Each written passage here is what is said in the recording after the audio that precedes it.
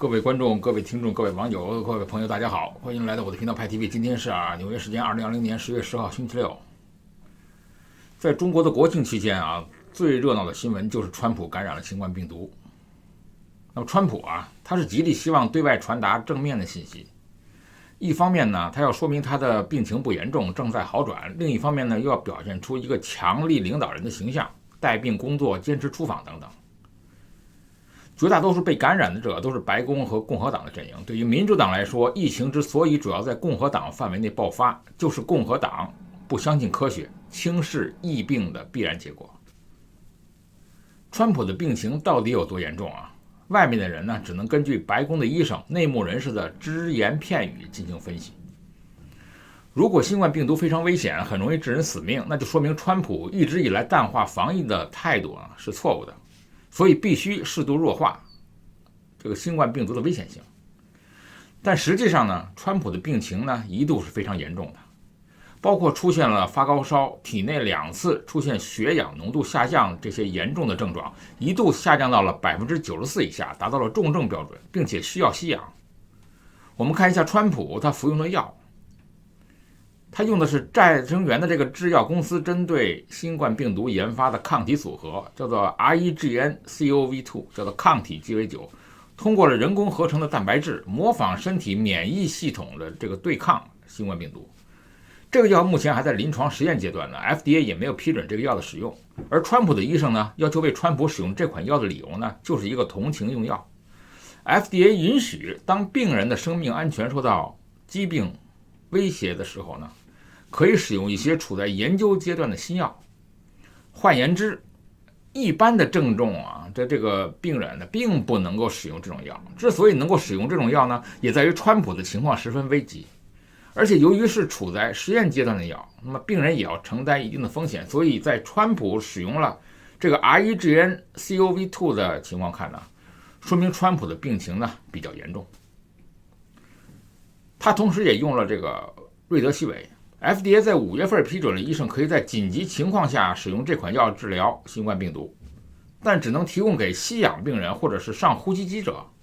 在8月末 FDA 把瑞德西韦的覆盖范围扩大到了所有住院的病人，但一般来说，病情达不到一定严重程度的不会轻易使用这款药。地塞米松呢，是另外一种皮质类的类固醇，这就是所谓的激素疗法了。那么在非典时期广泛使用，给患者造成了严重的后遗症，比如骨头坏死。那么这种疗法那么是让需要呼吸机的这个危重患者的死亡率下降1/3，让需要吸氧的重症患者死亡率下降1/5。但对于轻症患者呢，作用不大。所以新冠病情越严重，这种新疗法越有效。那么对于这个疗法是有很大争议的，因为地塞米松有明显的副作用，不能轻易使用。只有需要吸氧或者上呼吸机的重症病人才能使用。同时它还对精神有严重的副作用，会导致焦虑、不安、定向障碍、幻觉、认知受影响等等。我们看一下川普有没有这些症状呢？那么除此之外，川普还服用了锌维他命 D 还有这个褪黑激素还有阿司匹林等等。业内人士觉得川普吃了药不可思议。如果仅仅是一般症状的话呢，绝对不会这样下药。医生把能吃的重症药全部让川普吃了，而且已经不再考虑副作用。川普呢，现在当然还是在服药的疗程中，不过呢，他不需要住院治疗了。那么只能说明川普的病情是一度非常严重，远比他对外所描述的要严重得多，甚至是危及生命危险。当然，他得到了美国最顶尖的医护照料，采用了颇为激进的疗法，得以将病情在短时间内控制下来。外界对于他病情真实的严重程度包括有没有对肺造成永久性的损伤，以及治疗的效果和潜在的副作用都是不了解的。他的治疗方法并不具有普遍的推广性，更不能将其理解作为新冠病毒危害的这个治疗基础。但川普得病以后呢，他完全不能从中吸取任何教训，相反，他大大加强了这个新冠病毒的轻描淡写，作为了一个流感化的一个叙事。川普的问题就在于把个人医疗和公共医疗混淆了。他一直说美国的公共医疗这个有多好，从防范那个新冠病毒这种严重的呼吸道传染病的能力看，美国是缺乏公共卫生的政策和执行能力，只有个人医疗的能力。公共卫生和个人医疗啊，实际上是两个不同的领域，两个学科，在哈佛大学，甚至这两个领域呢，分别在两个学院。公共卫生关注的就是一个社会啊，作为整体如何维护公众健康。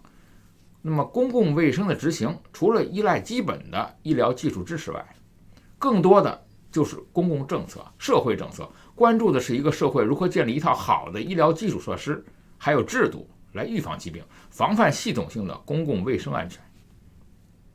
而公共安全相比之下的，那么个人医疗呢，其实就是常说的帮助一个个体维护健康、克服疾病，用各种医疗和看护的手法去帮助一个患者治病，帮助他痊愈，这属于个人医疗的领域。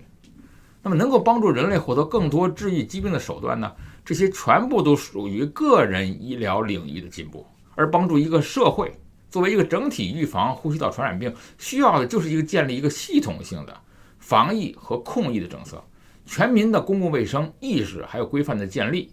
那么社区和城市的封闭和管制，大规模的检测，强制的社会隔绝，还有强制性的检疫，还有健康码，还有一切能够有效跟踪个体行动的技术手段，这些都是公共卫生。川普啊，是真的不知道公共卫生和个人医疗的区别。那么不知道问题的根源在哪里，不仅是他，很多的共和党和美国的政界精英也不知道。至于支持川普的美国的中低层的人口，对此更没有概念。他们当然可以跟着川普高喊着美国的医疗万岁，然后看到美国的死亡人数呢全球第一。那么如何解释那么其他国家的死亡人数没有美国多呢？那么以川普的基本盘看呢，只能有一个原因，就是说其他国家的数字是造假的，这些国家的实际死亡的数字呢只会更高，只有自由的美国的数字呢才是真的。川普呢，其实他早就把新冠病毒个人化了，看成是他自己要克服的一个障碍。他要打败新冠病毒的方法，不是通过公共卫生政策去在全国范围内抑制和克服疫情，而是通过自己的肉身去克服新冠病毒。在他看来，只要他个人克服了新冠病毒，美国就克服了新冠病毒。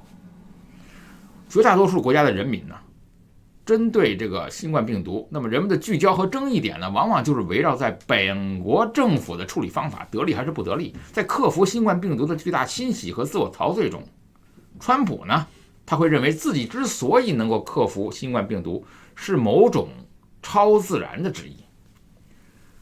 美国是一个有数千万极度虔诚的基督教徒，大部分人认同为基督教，上帝也是美国政治正确的一部分的国家。即使对于无神论的自由裔来说，那么 God bless America 这句话也是有些神圣的意味。有些认为川普是上帝的祝福。当然我希望川普早日康复，并且调查到底何时何地怎么发生的感染，是阴谋投毒还是疏忽。相信 FBI 会给一个最终的说法。战争人类文明进化的另一种方式，古往今来国家的兴亡更替大多数都和战争有关，而伴随战争出现的一系列衍生品呢，包括士兵、武器、军需物资，这三者作为战争爆发的基础所需，备受关注。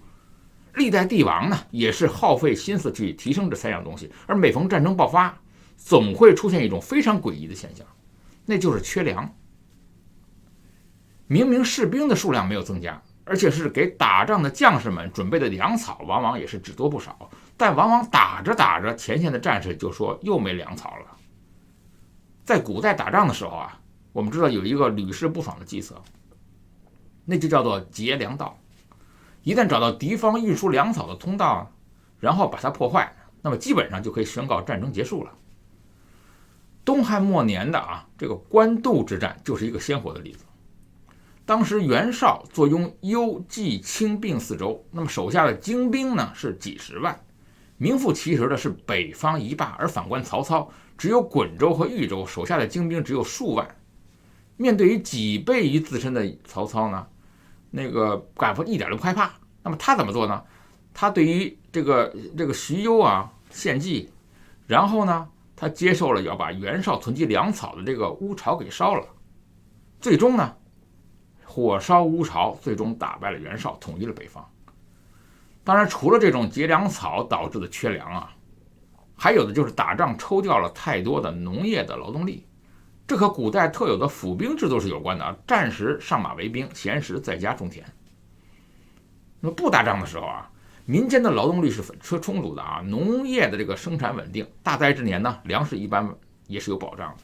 但是，一旦爆发了战争，那么在家的青壮年就奔赴战场了，遇到兵源不足，还会抓壮丁，强行补充兵源，导致农业生产人员的大幅减少，而军队的士兵不是在生产粮食，那么民间的青壮年也被拉到战场，剩下生产粮食的就是老弱妇孺，当然就导致粮食的产量非常低。同时啊，战争也意味着死亡，那么伤亡过大的时候呢，朝廷又会强行征兵，青壮年被征完了，就要征老幼，所以在这个时刻，王朝往往就宣告灭亡了。天灾人祸啊，这个经常发生在大灾之年。底层人民反抗的时候呢，因为灾荒是让有心人看到了可以谋朝篡位的机会。现代的历史学家曾经说过啊，中国古代的百姓啊是最淳朴、最善良的，只要可以让他们吃得饱、穿得暖，他们根本就不会管谁当皇帝。现在也一样。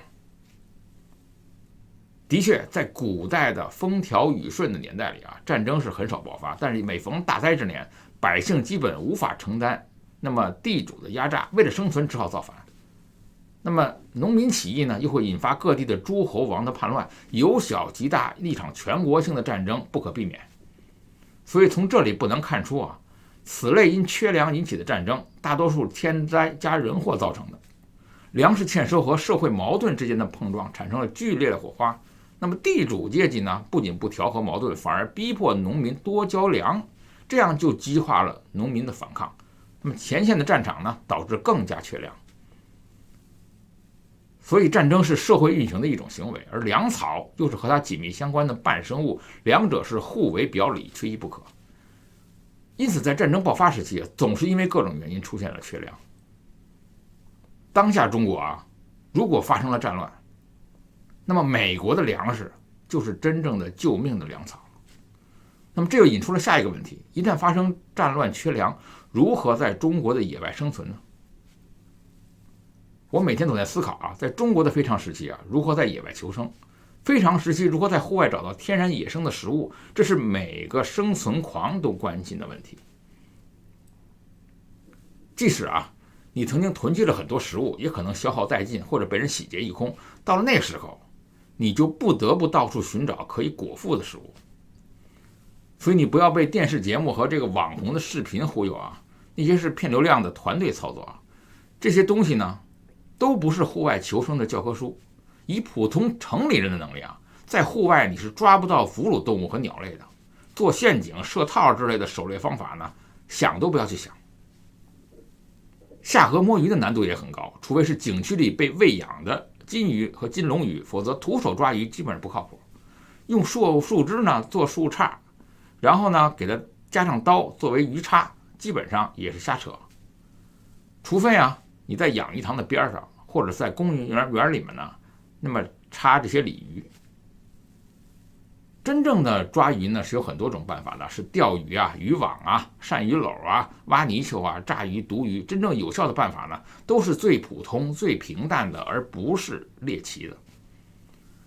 所以我的建议是，你随身带几个微型的钓具啊，只有几克重，挖几条蚯蚓去钓鱼，这是普通人啊最可行的办法。鱼钩不要太大，非常时期钓到大鱼的机会很少。非专业人士最容易钓到的就是几十克到几百克重的鱼。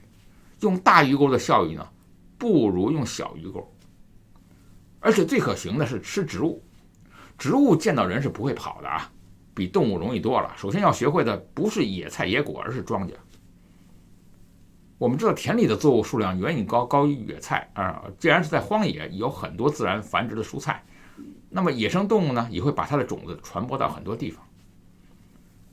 人工选种的这个蔬菜的味道比野菜好多了啊，也安全很多。即使在荒山，你也能找到野生的芹菜、小白菜、油菜、韭菜、萝卜、丝瓜、南瓜、番薯和玉米。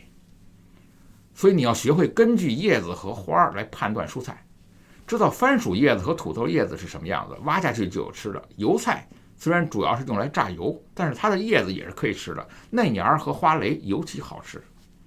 那么番薯虽然吃地下根，它的叶子和藤蔓也是美味的蔬菜。花生的叶子也可以吃，但是你要谨慎，因为吃了它就会呼呼大睡，因为花生的叶子是纯天然的安眠药。我们知道一个地区常见的农作物其实只有几十种，你如果常去乡下，你找个老农带你去认识这些庄稼，那么拍照复习几次的，以后在路上看到呢你就认识了。认识常见的农作物呢，只需要大约不到100个小时的学习。你只要把你玩游戏、喝咖啡、闲聊、追剧的时间呢抽出一点点，你就可以在1个月内认识100种农作物。只有在你实在找不到农作物的时候呢，你才有必要吃野菜。如果农作物的食用价值是100，那么野菜的它的食用价值呢，其实只有10。所以你认识农作物是最优先的生存技能。当然，下一步就是学习野菜的识别了。大多数的野菜的味道呢不好，有的时候还有一些轻微的毒性，慎重。那么更麻烦的是，有些有毒植物和野菜非常相似，如果鉴别失误就可能中毒。正确的做法啊，就是你必须准确判断这个植物能不能吃。现在的信息技术呢，让你可以像博物学家一样见识广博，前提是正确利用互联网。你下载一个可以识别植物的 App， 然后根据识别出来的植物呢，上网搜索它是不是可以吃。在应用商店里啊，那么食物啊、石花草啊、拍照食物啊，只要能找到很多类似的 App， 你上网看一下别人的评论，选几个喜欢的，可以装在你的手机上。即使你没有专门的 Apps， 你也可以从图片搜索的办法找到这种植物的资料。如果你看到某种植物貌似可以食用的野菜，拍几张照片，多拍几张，有的时候会识别错误。你要多上网找那些植物的百科资料，对照鉴别，以免出错。当然了，如果你觉得很好玩的话，你就会成为一种生活习惯了。你每天看到路边的植物呢，要习惯拍照鉴别，你不知不觉你就会认识很多的植物。正常人啊，他们会记住那些美丽的植物，而生存狂他们会记住那些能吃的植物，请记住这一点。而且不要轻易吃没把握的野菜，你不需要认识很多野菜，你要认识最常见的10几种就可以让你生存了。但是每一种野菜呢，你都要认得很准。当然，如果你需要动物蛋白质啊，最可行的办法就是追那些容易抓到的动物，比如蜗牛或者是螺蛳，就是跑得比人类更慢的动物。海边岩石上的牡蛎啊、藤壶啊，还有贝类啊，这些都是不会跑的动物。在南方的湖泊里啊，螺蛳多得惊人，摸螺蛳比鱼容易，而且营养价值和鱼类没有区别。当然，田螺、福寿螺也是很好的食品啊，那么一定要煮熟了。当然这个很重要啊，必要的时候可以考虑昆虫。那么昆虫的幼虫啊，无论是白色的、绿色的，大多数也是可以吃的。但是吃这类食品呢，一定要煮熟、烤熟。一方面是可能有各种病菌，还有寄生虫。还可能因为异类蛋白导致过敏，有些高密度的群居蝗虫自身带有毒素，烤熟了毒性呢就会降低了。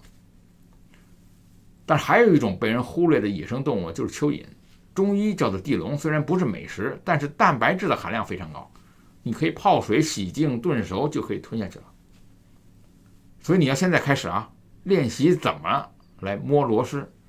要记住，摸到螺丝以后呢，要剪掉它的屁股才可以吸出来啊。如果在户外带一个多功能的工具钳，就可以很方便的剪螺丝。当然，我们知道吃昆虫啊，最需要解决的就是一个心理障碍。如果日常经常吃一些虫类食品，比如油炒的蝉啊、水煮的蚕蛹、蜂蛹啊、油炸的蝎子啊，还有这个养在水果里的这个虫子，就能慢慢在心理上适应。如果你擅长摸螺蛳，熟练吃虫子，即便穿越到1960年的河南的信阳，也不会被饿死。胡适先生曾经说过啊，把你自己啊造成一块好的材料，这是你爱国救国的唯一途径。在那个年代啊，当时的国家面临着生死存亡的危机，所以救国就是当务之急，也不是每个人都有真实的能力救国。那么时代变了呢？现在中国的国家面临着一个非常复杂的局势，但是这个民族呢，绝不至于有生死存亡之忧。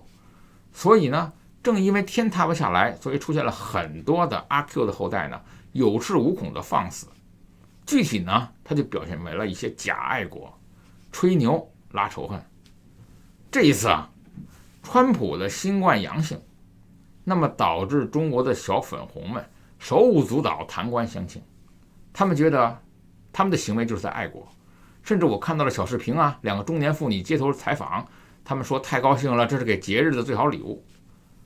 那么跟他们是没办法讲做人的道理的。请记住，每一次啊对别人幸灾乐祸的时候啊，总是不知道灾祸已经在向他们靠拢。作为人呐，应该是有敬畏之心的，所以不能笑天灾，不能笑人祸，不能笑疾病，因为谁都可能随时面临天灾、人祸还有疾病的意外。所以当你为川普的阳性而手舞足蹈的时候，你要想这是个传染病，彻底有效的疫苗还没有诞生，你怎么敢肯定你就一定能独善其身呢？美国有全世界最先进的医疗技术，川普身为在职的美国总统，自然能够享受到最优质的医疗服务。而你呢，就算你仰仗着严防死守，得以避开了冠状病毒，但你吃着地沟油，吸着雾霾气，你确定不生别的病吗？你有医保吗？医保能给你全额报销吗？最优质的医疗资源你能享受到吗？当你的病还有治的时候，你没钱了，那么你就会被3流4流的医院扫地出门。所以阴暗之人终将被阴暗吞噬。所以五毛粉红们啊，你们自己先活出个人样，这才是你真正爱国的一个唯一的途径。那么这种情况发生啊，他们的仅有的乐趣啊，其实就是高兴别人的不幸。这不是我说的啊，这是歌德说的。歌德的原话是啊，人变得真正低劣的时候，除了高兴别人的不幸外，已经没有其他的乐趣可言。有人老问啊，你怎么这么关心政治啊？那么关心政治呢？我的想法是啊，就如同鱼关心水质，关心水质是每一条鱼都应该做的事情。而且关心政治的人呢，值得深交。熟人可以交心，陌生人可以信赖。关心政治的人往往就是一个通情达理、比较有正义感和有责任心的人。有关心政治时候啊，也会成为陌生人之间相互信任的基石。你很难想象啊，一个具有公共良知的人，具有悲天悯人情怀和爱憎分明的人，他会过一种没有良知的个人生活，会是一个所谓的花花公子啊，会是一个没有诚信和低级趣味的人吗？反过来说一样，你不可能想象说一个心狠手辣、不诚不信、满心邪恶、沾花惹草的人会有公共的良知，会嫉恶如仇，会去针砭时弊。所以关心政治的终极目的啊，不在于权力，而在于自由。政治虽然是少数人的职业，却应该成为每一个人的副业。不受人祸就意味着成为一个真正的公民，意味着拒绝被塑造为顺民。当然我们知道，政治不光关涉到国家大计、权力角逐、利益纷争，也关涉到每一个公民的衣食住行、荣辱得失、喜怒哀乐。那么可以肯定的说，任何人都与政治密切相关。你可以不关心政治，但政治每时每刻都在关心你。很多人说我不关心政治啊，言下之意是自己很清高、超凡脱俗，认为政治是公务员的事儿。其实只要你生活在人群里啊，只要你有需求，你就与政治脱离不了干系。不是非得要你从政，要你做政治家，而是要你关心政治，在必要的时候呢，能够做些维护自己利益的事情。同时呢，政治啊，在中国一直是被妖魔化的。那么一是被野蛮化，那么政治呢，就是说要杀头，要血流成河；二呢，就是被肮脏化，政治就是阴谋，就是勾心斗角。那么要打破这种妖魔化，打破对政治的恐惧呢，我们就必须看到政治的另外一副面孔，或者说就必须转换成观察政治的视野。所以我们关心政治，不是无聊的消遣，也不是功利的应试，更不是强大的打鸡血。我们关心的是可以决定我们命运的政治。其实关心政治的人呢，不只是具有独立的人格和高尚的灵魂，他还必须要有良知，那么有思想，还有担当。他想改变并非一己之现状，而是要推动整个社会的进步。他们见不得穷人被欺压，弱者被欺凌，他们是永远想站在正义的一边。我一直记得某位学者说过一句话，叫做不关心政治的人，你很难相信他的人品。派 TV， 欢迎订阅，我们下次见。